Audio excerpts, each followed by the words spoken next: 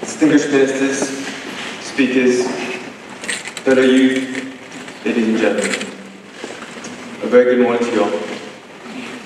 I would first like to commend everyone involved in organising this summit, to give people a platform to share their ideas and learn from leaders in the public and private sectors, as well as in NGOs. It is indeed my honour to be speaking here today to share my views on youth development in Brunei. We have before us the COVID-19 pandemic, with its devastating impact on the global community and our community here in Brunei.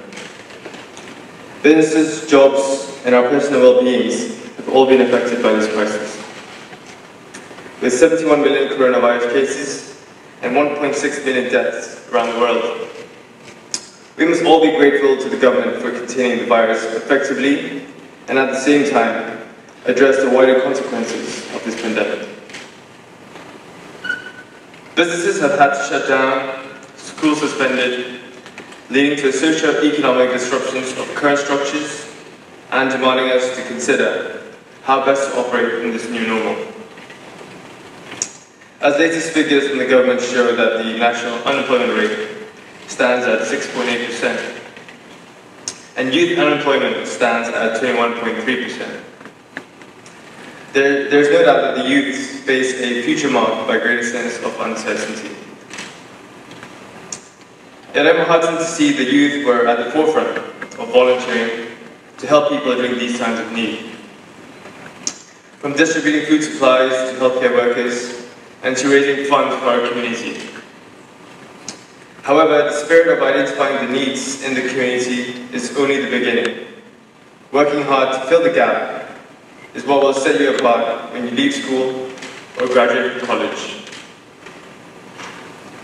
The results you obtain and the certificates you receive will not be as significant as working for a greater purpose that you're passionate about. I myself was not a brilliant student, but I found my passion in the military, serving my country.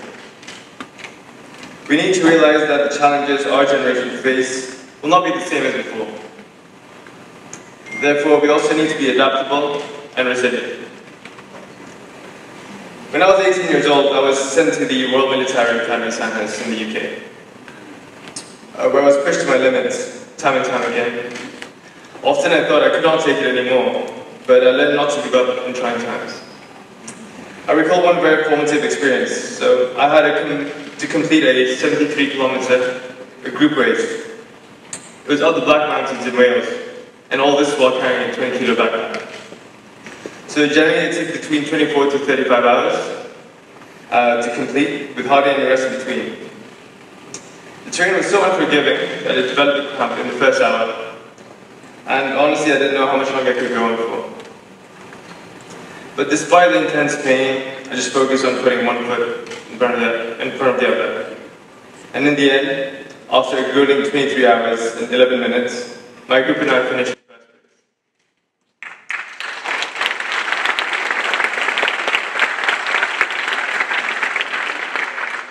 So this showed me how powerful the mind is, even when the body feels like giving up.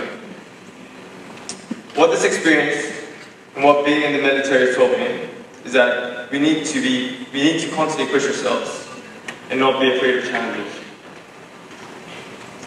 Because pressing on and fighting through hardships will only build our resilience and character. This pandemic and its lingering effects will put our youth resilience to the test. Jobs that you have wanted when you were younger may not be there in the future. I would like to applaud the government for implementing programs to retrain and upskill the youth, such as the iReady internships and Skills Plus. I encourage you to explore these initiatives, to expose yourselves to new industries and build new skill sets, constantly improving yourselves.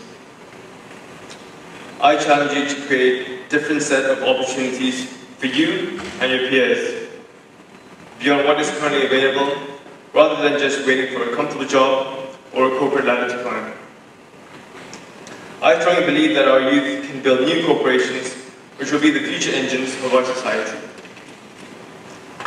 The youth, with their vibrant energy and fresh perspectives, can contribute vitality and creativity to emerging social and economic challenges that we face. We are already seeing youth-led organizations come up with ideas and solutions to tackle issues such as public transport, food security, sustainable energy, and more. These young people should be recognized for the work they are doing to create real change in our society. Change that will make an impact not just today, but also to help us deal with the challenges in the future. We want to develop new industries that will future-proof our economy. One example is investing in our creative industries. This was an issue close to my late brother's heart. Globally, creative industries employ more people aged 15 to 29, more than any other sector.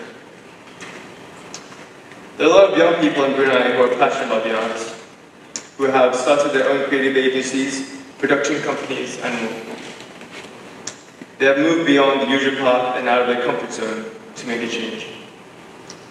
I want to encourage the youth to approach the stakeholders in this room with their ideas in the creative industries and beyond, and together create an ecosystem that is sustainable, one that creates quality job opportunities and achieves social and economic progress.